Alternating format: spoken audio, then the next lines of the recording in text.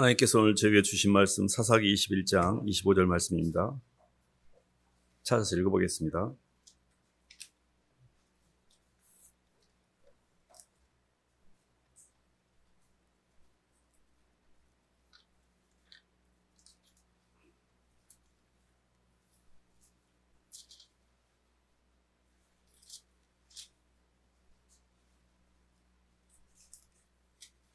구약 401쪽입니다. 사사기 21장 25절 말씀 찾으셨으면 한 목소리 읽어보겠습니다. 그때에 시작. 그때 이스라엘에 왕이 없으므로 사람이 각기 자기의 소견에 오른 대로 행하였더라. 아멘. 박수로 하나님께 영광 돌리겠습니다. 기준이 없는 인생이라는 말씀 제목인데요. 사사기를 저희들이 읽고 있는데, 사사기는 이제 여호수아 사후에 사사들의 이제 12명의 사사가 이스라엘을 통치하는 그런 시대를 이야기하는데요. 사실 이 사사 시대로 가게 된 가장 궁극적인 이유는 뭔가 하니, 모세는 그 걸출한 리더인 여호수아를 세웠습니다. 그래서 여호수아라는 영적 리더가 있었기 때문에 이스라엘이 이렇게 안정적으로 갈 수가 있었는데, 여호수아 사후에 온전한 리더가 없었어요. 그래서 이스라엘은 계속해서 하나님의 말씀을 떠나게 되고, 말씀에 보면 여호수아가 죽은 다음에 여호와 하나님을 기억하는 게 희미해져 갑니다.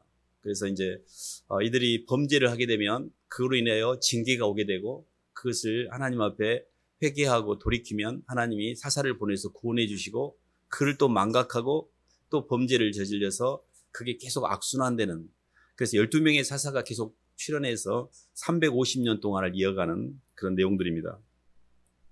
사사기 전체를 한마디로 이렇게 한 문장으로 요약한다면, 이스라엘이 왕이 없으므로 자기 소견에 좋은 대로 행하더라. 기준이 없다는 것은 다른 말로 표현하면 구조가 없는 겁니다. 그래서 사실 인간의 가장 큰 고통의 뿌리는 뭔고 하니, 하나님의 말씀을 떠난, 기준이 없다는 걸 조금 설명해 보면 그런 겁니다. 하나님이 천지를 창조하시고 하나님이 이 겉생명, 몸에다 흙을 집어넣어서 생기가 되는 생명이라는 겉생명은 만들었지만, 하나님의 말씀의 통치를 받는 이 속생명은 안에 채우는 데 실패하거든요. 그래서 성경은 만물보다 심히 부패하고 거짓된 게 사람의 마음이다 그랬어요. 봐보세요. 자연은요, 다 하나님의 말씀의 순리에 따라 살고 있고요. 짐승도 다 본능이라는 하나님이 주신 말씀에 의해서 어느 정도 잡혀 있습니다. 사람만 자기 마음대로 살아요. 사람만 충분히 먹고 살만한데도 욕심을 내고요. 충분히 많이 갖고 있는데도 남의 걸 탐내고요. 충분히 자기 자신이 할 수 있는데도 하지 않습니다. 얼마나 부패하고 심히 거짓된 게 사람의 마음인지 몰라요. 하나님의 말씀이 속생명을 채우지 못한 인간은 첫 번째 단계가 뭐냐면 방황하게 돼 있습니다. 카오스라는 게 카오스. 하나님께서 우주 만물을 로고스라는 말씀으로 붙들고 계시는데, 인간의 마음만 하나님의 말씀의 통치권이 미치지 못합니다. 그렇기 때문에 로고스가 미치지 못하면 인간은 카오스로 가게 돼 있어요. 저희가 기준이 없다는 것은 말씀이 없다는 뜻입니다. 향방이 없다는 이야기고, 방향성이 없다는 이야기고, 하늘이 없다는 뜻이기도 하고, 구조가 없다는 뜻이기도 합니다. 그래서 저희의 인생의 모든 뿌리를 하나님의 구속사의 완성을 해가려는 경륜, 그 속에서 인간이 어떤 위치에 있고 왜 이렇게 인생이 힘든지를 잘 찾아가셔야 됩니다. 하나님이 우리에게 주시고자 했던 궁극적인 복은 뭐냐면 하늘에 속한 신령한 복입니다. 그게 뭔고 하니 사랑입니다. 근데 사람이 마음에 하나님의 하나님을 두기 싫어하고, 스스로 빛이 어둠에 빛이 돼 어둠이 깨닫지 못하고 자기 욕망을 살아가는 거예요. 계속 하나님을 자기의 수단시 삼아서 자기 길을 가고 있는 겁니다. 그래서 첫 번째 기준이 없는 것은 하나님의 말씀이 없고요. 이게 하나님 말씀이 없어서 이 땅에서 잘 살면 왜 아니겠습니까? 그냥 그럭저럭 잘 살면 되죠. 근데 그렇게 되지 않습니다. 요한일서 한번 봐볼까요?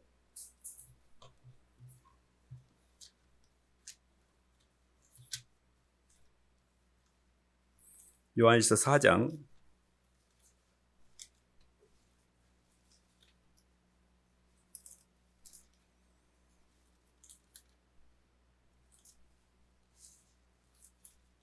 18절 말씀 보겠습니다.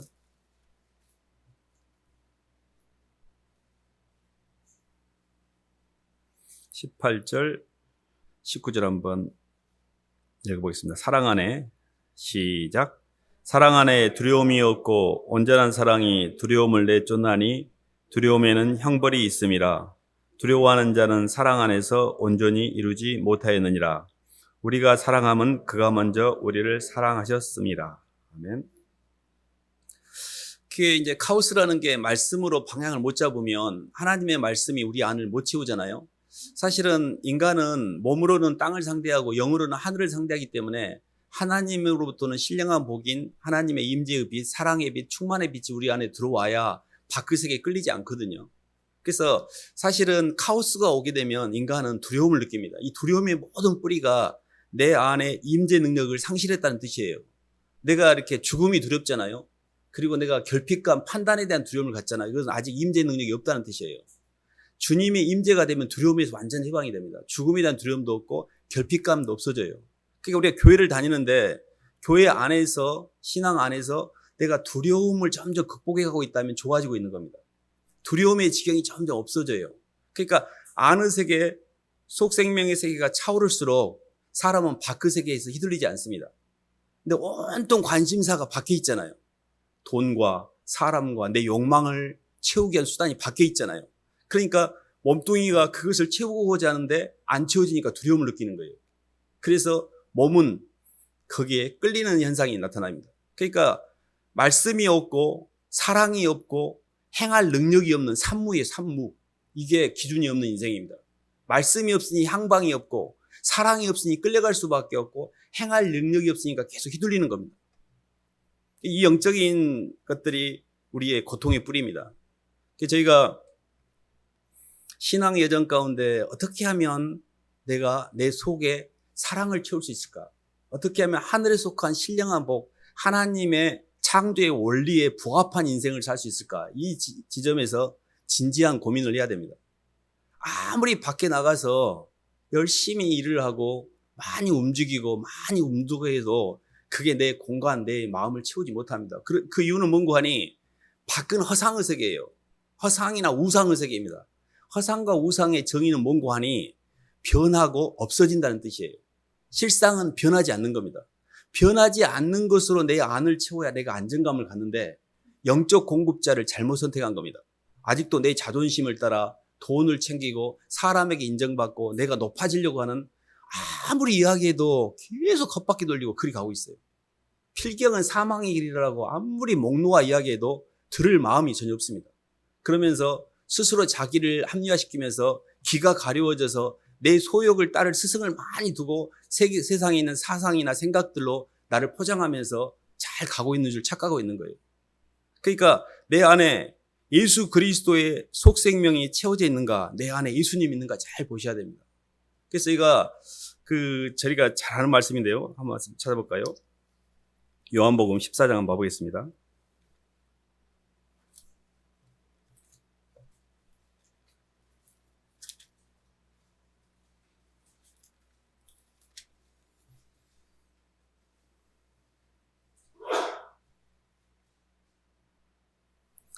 요한복음 14장 6절 말씀 한번 봐보겠습니다. 예수께서 이르시되 시작. 예수께서 이르시되 내가 곧 길이요 진리요 생명이니 나로 말미암지 않고는 아버지께로 올 자가 없느니라. 아멘. 조금 앞으로 가서 마태복음 16장도 한번 봐보겠습니다. 마태복음 16장 16절 말씀.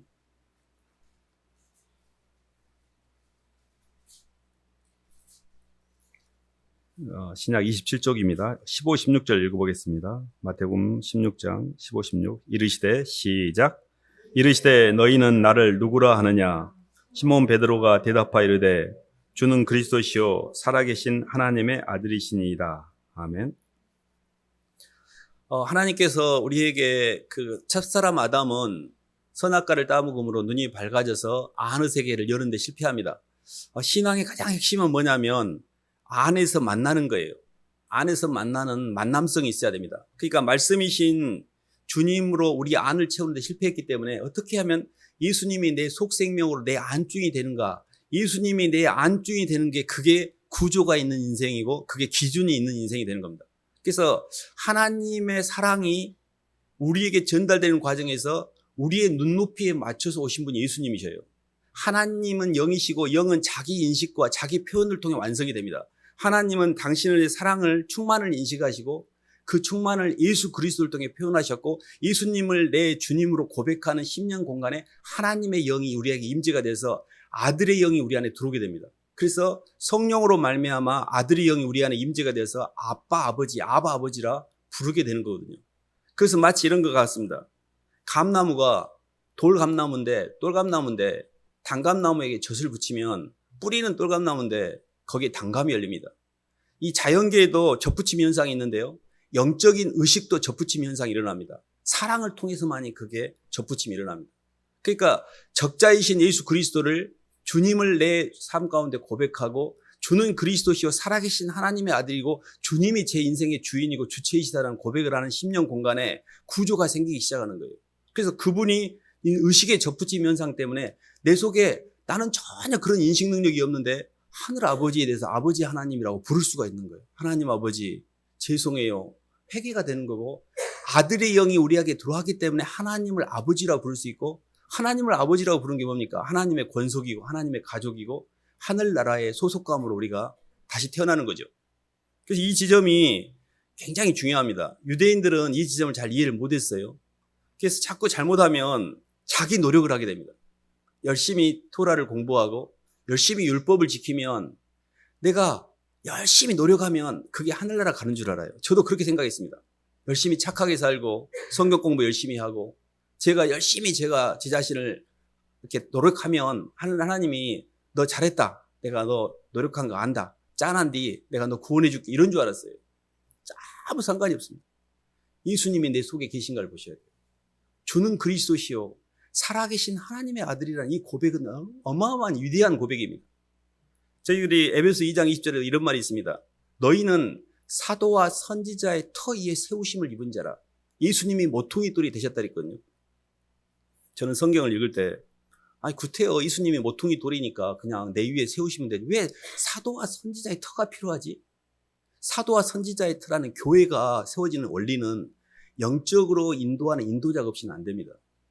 저희가 혼자 그냥 잠자고 그냥 일어나는데 하나님의 뜻을 깨달아가지고 내가 하늘이 열리고 그런 거 아니에요. 계속해서 구조를 따라 움직이고 있습니다. 말씀 관계가 없는, 그러니까 요즘에 계속 교회가 점점 관객화되고 있습니다. 양이 아니라 관객이 되고 있어요.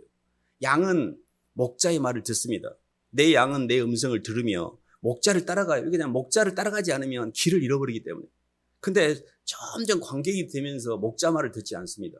그리고 이렇게 교회에 와서 이렇게 예배를 드려보면 여러 가지 프로그램도 드리고 들을만한 이야기거리도 있고 이렇게 입장료 조금 내고 내가 내 감정의 위로와 내 삶에 복 받는다는 이야기 들으면 쌤 맞는 것 같고 또 B장 틀리는 말 하면 극장 여기밖에 없어? 다른 극장으로 바로 옮기면 됩니다.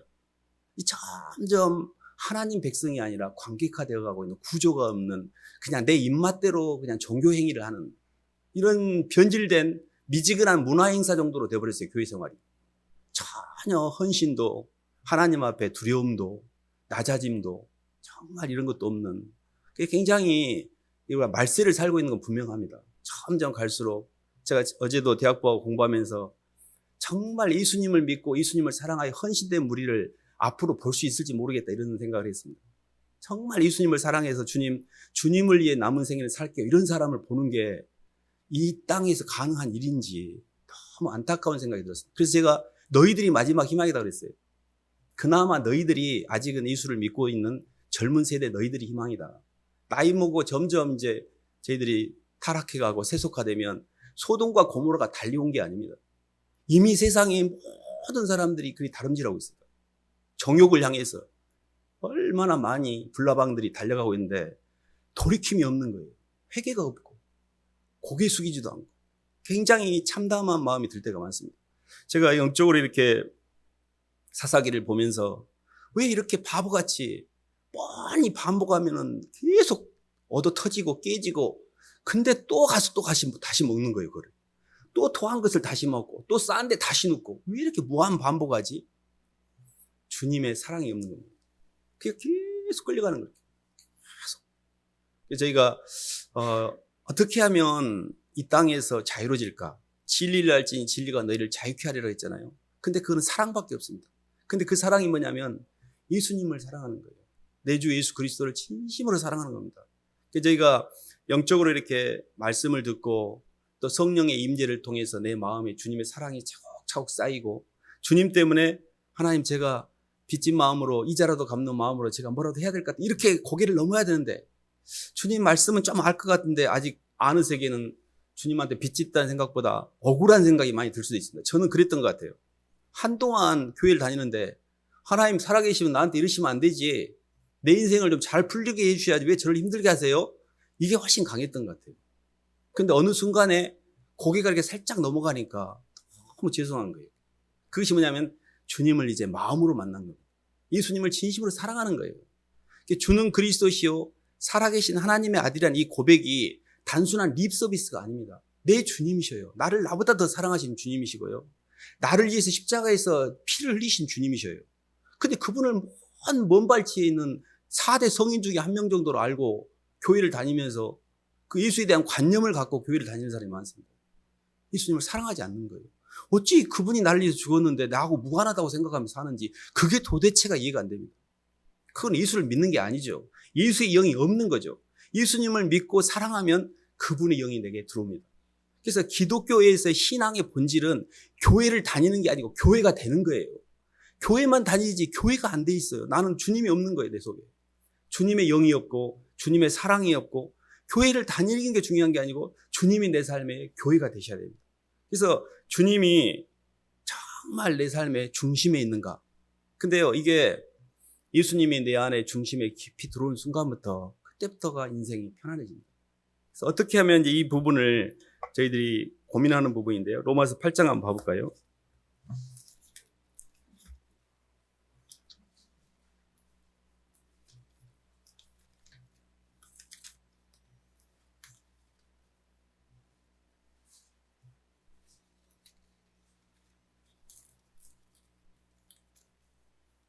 팔 장 1, 2절 말씀 읽어보겠습니다. 그러므로 이제 시작.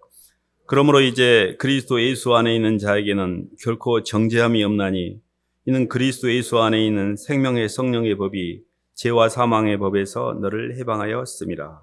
아멘. 이 말씀을 수도 없이 읽었던 것 같아요. 근데 항상 이 말씀이 떠오릅니다. 그리스도 예수 안에 있는 자에게는 결코 정죄함이 없다는 말이 얼마나 편안한 말씀인지 몰라요. 죄사함의 자유. 사망이 우리를 주관하지 못하리니 죄가 너희를 주관하지 못하리니 너희가 법 아래 있지 않고 은혜 안에 있습니다. 예수 그리스도를 사랑하면 이게 느껴집니다. 예수님 안에 들어가면 예수님이 나의 죄를 위해서 십자가에 죽으신 그 대속의 사역이 효력이 발생해요. 근데 예수를 안 믿는 사람은 이 말씀 이해가 안 돼요. 예수를 안 믿는 사람은 이 말씀은 하나의 관념에 불과해요. 그래서 예수님을 믿고 내 겉사람의 제사함의 자유, 제사함의 자유라는 말이 내 모든 인과율에서 풀려나가야 돼요. 내 과거와 내 미래와 이런 모든 기억이 겉사람입니다. 그거는. 근데 예수님 안으로 들어가면 생명의 성령의 법의 통치를 받기 때문에 과거의 죄와 사망의 법에서 해방이 됩니다. 그래서 예수님 안에 있는 인생의 가장 핵심이 뭐냐면 충만한 인생이에요. 충만. 그래서 하나님과 땅과 사이에서 중보자가 예수님이시잖아요. 교회는 뭐냐면 하늘과 땅이 연결되는 하늘과 땅의 중보자가 교회입니다. 그래서 저희가 먼저는 예수님을 통해서 하늘과 연결이 되면 하나님의 충만성이 저에게 들어오게 됩니다. 그래서 신성의 모든 충만이 육체로 거하시니 너희도 그 안에서 충만하게 됐다고 그랬는데 그게 뭐냐면 죽음에 대해서 해결이 됩니다. 시간적으로 해결이 됩니다. 주님이 저는 그 말씀이 항상 떠오르는데 내가 부활이요 생명이니 나를 믿는 자는 죽어도 살겠고 살아서 나를 믿는 자는 영원히 죽지 아니하리니 이것을 너희가 믿느냐? 예수님과 합하여 한 몸이 된 사람은 예수님의 죽으심과 함께 겉사람을 십자가에서 못 박았습니다. 예수님이 십자가에서 죽으시고 부활하신 순간 예수를 믿는 사람도 같이 부활한 거예요. 그렇기 때문에 내가 그리스도와 함께 십자가에 못 박혀 죽었나니 완료형입니다. 이제는 내가 산 것이 아니 오직 내 안에 그리스도가 사신 것입니다. 근데 나는 계속 나로 살고 있잖아요. 그럼 내가 안 죽었다는 뜻입니다. 안 죽었다는 이야기는 겉사람이 살고 있다는 뜻이잖아요.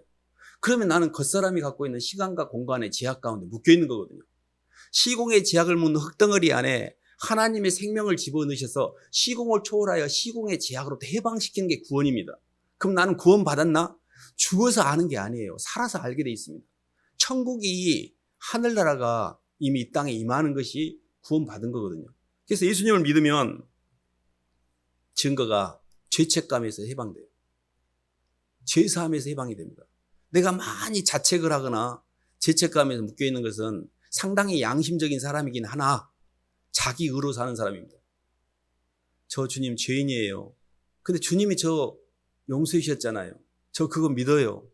그러니 제가 용서받은 죄이니까 죄를 짓긴 했으나 그 죄가 저를 주관하지 않게 해주셔서 감사해요 하고 받아들이면 되는 겁니다.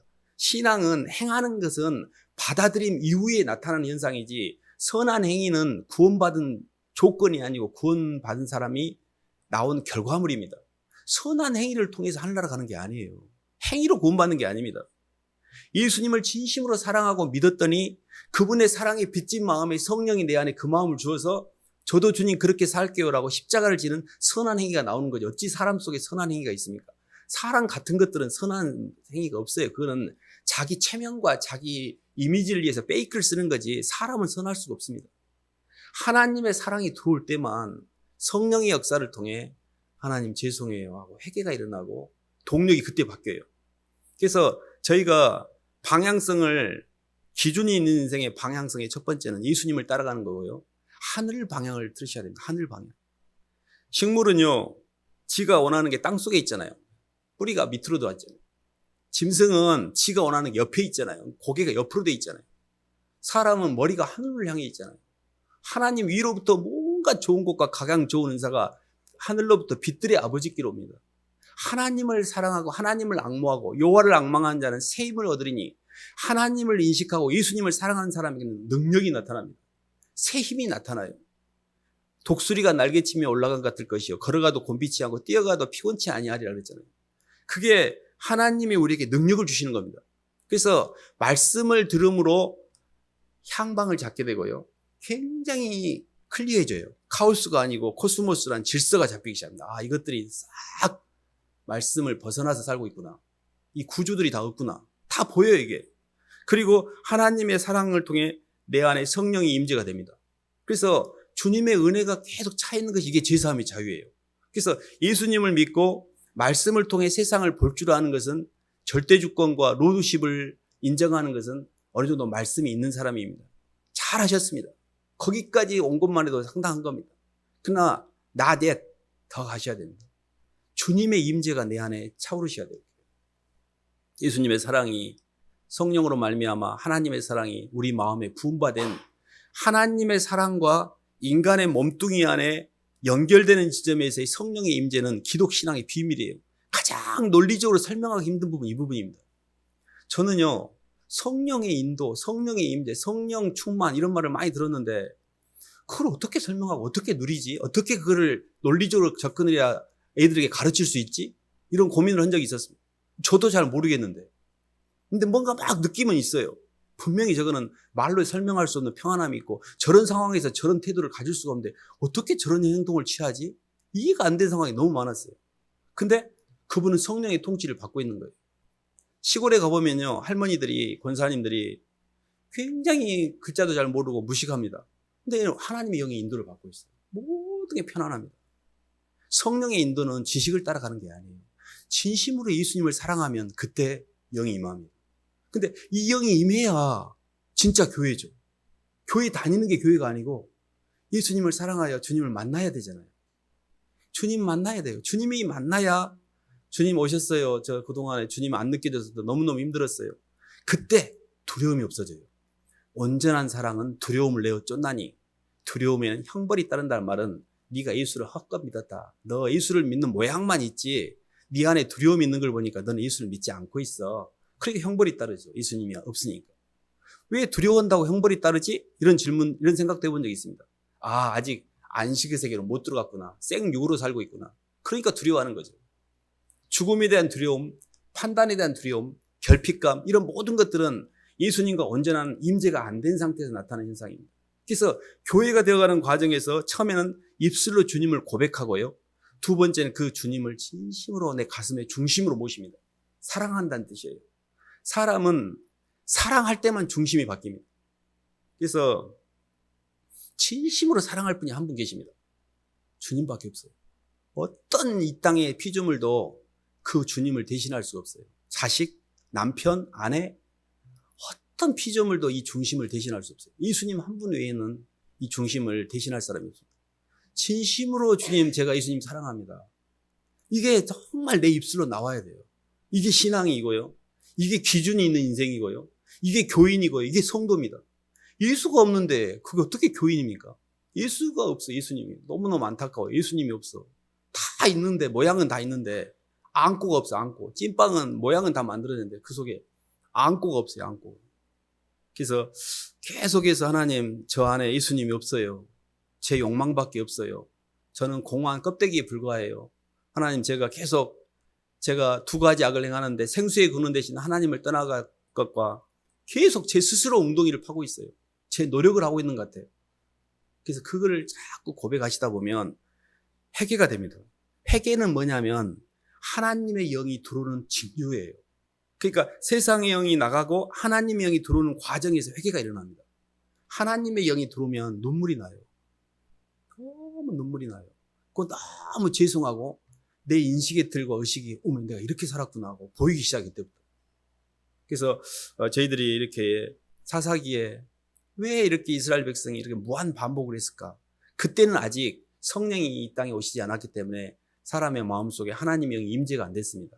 그래서 잠깐 화장실 가기 전에 급해가지고 막 벌벌벌 떨고 하나님 도와주세요 이래가지고 화장실 갔다 오니까 내가 언제? 하고 다시 딱 세상으로 나가 나 하나님 없어서 잘 사는 사람이 하고 다시 자기 체면으로 돌아갑니다.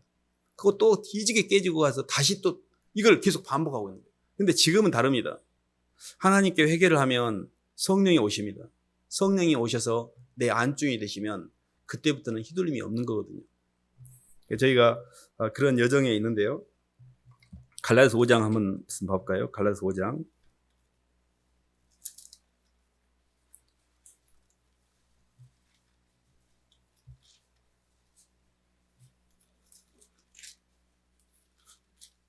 (22절로) 23절 말씀. 오직 성령의 열매는 시작.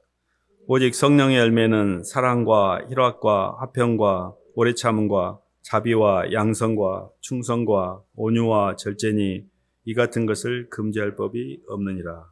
아멘. 마지막 단계는 구조가 완성이 됩니다. 사실 가정에서의 구조의 사사는 남편입니다. 교회 구조의 사사는 목사님이시죠. 그러니까 영적으로 가정이 잘 세워지려면 남편이 잘 서야 됩니다. 남편이 사사인데 남편의 사사가 사사 역할을 못하면 모든 백성들이 다 힘들어집니다. 그래서 영적으로 보면 가정이 잘 세워지는 구조에서 핵심은 남편이 분별력 있게 잘 돌봐야 됩니다. 아내와 자녀들을. 그러니까 교회도 마찬가지입니다. 목사님이 올바른 분별력을 안 갖고 있으면 교회 전체가 엉뚱한 데로 갑니다. 저는 여호수아가 죽은 다음에 사사시대가 왔듯이 올바른 인도자가 없는, 그리고 그 인도자가 나중에 죽은 다음에 그 다음 세대는 어떻게 하나 이런 생각이 들 때가 있습니다. 그러니까 항상 영적으로 볼 때 이 열매라는 게 두 개가 열리게 되어 있습니다. 내적인 열매와 외적인 열매. 내 내적인 열매는 인격적인 열매입니다. 사랑과 희락과 화평과 오래 참음과 자비와 양선과 충성과 온유와 절제는 이 같은 걸 금지할 법이 없는데 인격적으로 굉장히 깊어진 겁니다. 예수님을 닮아가면서 아는 세계가 많이 열리고 속생명이 날로 새로워지면서 사람의 인격이 변해가요. 근데 그것을 밖으로 표현해서 나타나는 게 교회와 가정이 세워지는 겁니다. 그것이 성령의 열매는 내적 열매가 있고 외적 열매가 있어요. 내적인 열매는 내 인격의 성장이라면 외적 열매는 가정이 하나가 되고 교회가 하나가 되고 직장이 하나가 되고 학교가 하나가 됩니다. 모든 타락의 현상이 뭐냐면 구조가 무너지는 거예요. 봐보세요. 학교는 진짜 무너졌습니다. 직장은 더 먼저 무너졌어요. 군대도 다 무너졌습니다. 가정까지 다 무너졌어요. 요즘에는요. 교회예요. 교회도 무너졌습니다. 목사님, 1세대 목사님은 그나마 목회를 합니다. 2세대가 되잖아요. 장로들이 목사님을 갖고 흔드는데 목사님이 목회를 할 수가 없어요. 구조가 다 업사이드 다운 거꾸로 돼 있습니다. 이미 세상도 마귀가 교회까지 다 점령이 됐습니다. 구조를 잘 보셔야 돼요. 구조를 따라서 움직이는 인생이 그게 지혜로운 인생입니다. 그래서 저희들이 마지막 단계는 뭐냐면 행하는 능력이 다른 게 아닙니다. 구조를 따라서 구조를 세우셔야 돼요. 가정도 세우셔야 되고요. 몸된 교회도 있어요. 교회라는 게 뭐냐면요. 봐보세요. 교회는 교인이 해야 될 게 성도가 하는 게 방향이 세 가지입니다. 하나님과의 관계는 예배예요. 하나님께 예배를 잘 드리셔야 됩니다. 하나님, 교회 예배당에 와서 막 물론 대화를 할 수 있습니다. 막 떠들고 막 잡담하고 뭔 짓을 하는지 모르겠어요. 기도하고 주님께 예배를 드리는데 예배라는 것은요. 이렇게 절을 하는 거거든요. 너무 하나님 앞에 기독교만 유일하게 의자에 앉아서 예배를 드리고 있어요. 예배는 땅바닥에 엎드러지는 겁니다. 행감 치고요. 팔짱 끼고요. 뭐 커피숍 가서 음료수 마시는 것처럼 이렇게 예배를 드리고 있어요. 너무 저는 참담할 때가 많아요. 하나님 앞에서 감히 내가 어떻게 이런 모습을 취하나. 예배자로서 정말 하나님 앞에 고개를 숙이고 와서 예배를 드리고 그 예배를 드리는 걸 통해 내가 낮아지는 데 성공하셔야 됩니다. 예배를 드리지 않는 심령은 절대 낮아지지가 않습니다. 항상 겸손하게 예배당에 와서는 몸을 삼가하고 근신하고 소리를 죽이고 예배를 드리셔야 됩니다. 그래서 예배를 잘 드리면서 정성들의 예배를 드릴 때 내 영혼이 많이 근신하게 돼요. 그리고 잠잠하게 됩니다. 그래서 예배가 굉장히 중요합니다. 하나님과의 관계는 예배이고요. 성도와의 관계는 많이 섬기셔야 됩니다. 다른 사람들을 대속하고 다른 사람의 필요를 볼 줄 알고 순종하고 대속하고는 사람들과의 관계입니다. 그리고 세상 사람들 향해서는 전도하고 양육하고 사람에게 복음을 전하고 예수님을 전파하셔야 됩니다. 이게 우리가 세워야 될 구조입니다. 교회 안에서는 몸된 교회로서 내가 하나님과 내가 주님과 내가 하나가 되는 교회가 되는 것이고 그리고 성도와의 관계 가운데는 사람들을 섬기고 대속하고 순종하며 사람들과의 관계가 완만해지며 세상 사람들에게는 복음을 전하는 것입니다. 저희가 이렇게 가다 보면 점점 변해갑니다. 성숙해지고. 그래서 사실 이 사사기를 읽으면서 너무나 그 왕이 없는 인생, 주님이 없는 인생, 주님이 우리의 왕인데 주님이 없는 인생, 기준이 없는 인생, 구조가 없는 인생이 얼마나 불쌍한가. 사실은 애기가 아빠가 없어요. 어렸을 때부터 계속 고아원에서 자랐어. 아빠가 없으니 한 번도 어떻게 살아야 되는지 방향을 들어본 적이 없고 한 번도 누가 이렇게 가르쳐준 적이 없으니 얼마나 그게 방향성을 못 찾았겠어요.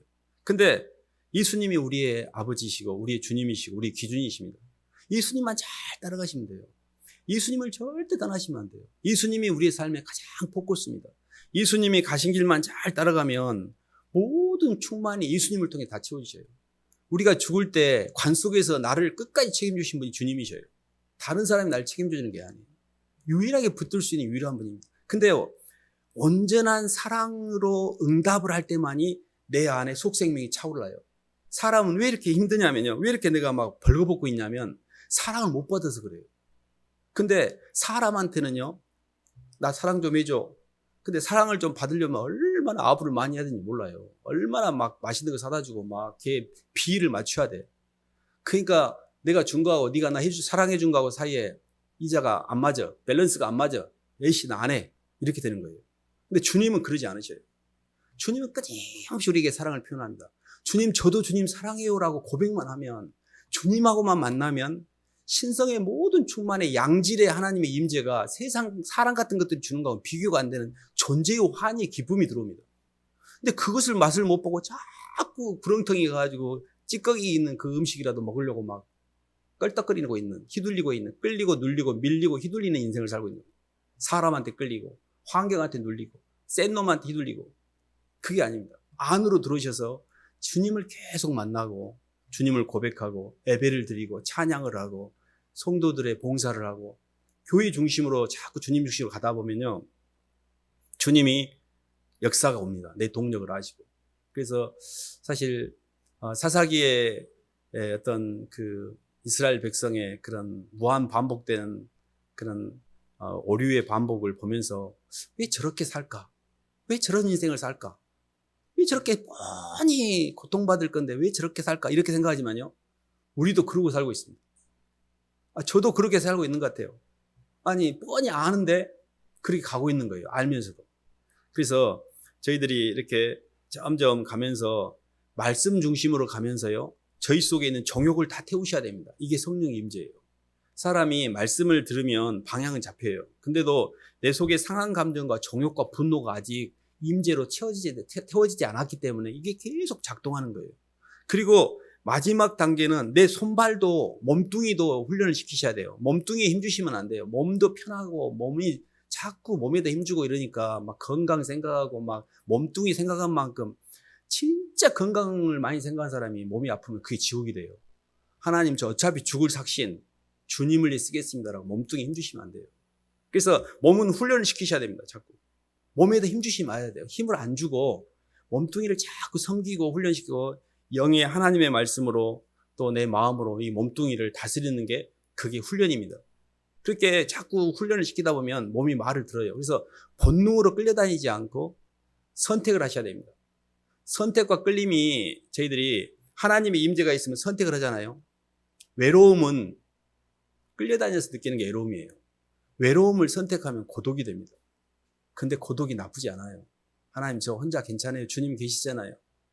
가난은 끌려서 가난한 거지만 선택하면 청빈이 됩니다. 하나님 저 남은 생애 동안에는 가난하게 살아도 괜찮아요. 주님 계시잖아요.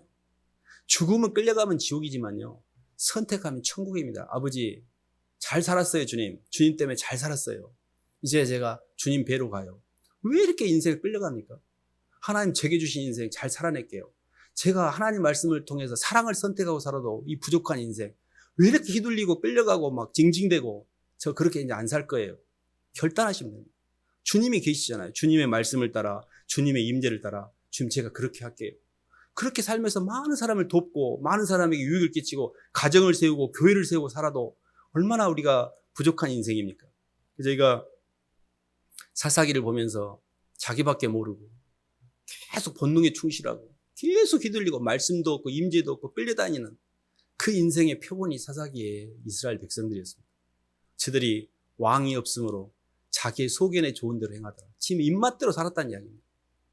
그 생활을 이제 그만두고 주님 말씀 따라 주님을 따라 이렇게 잘 따라가겠습니다. 그래서 저희들이 이렇게 사사기 말씀을 좀 읽으면서 저희 자신의 삶도 이렇게 조명해 보시고 구조가 없는 인생이 얼마나 힘든가.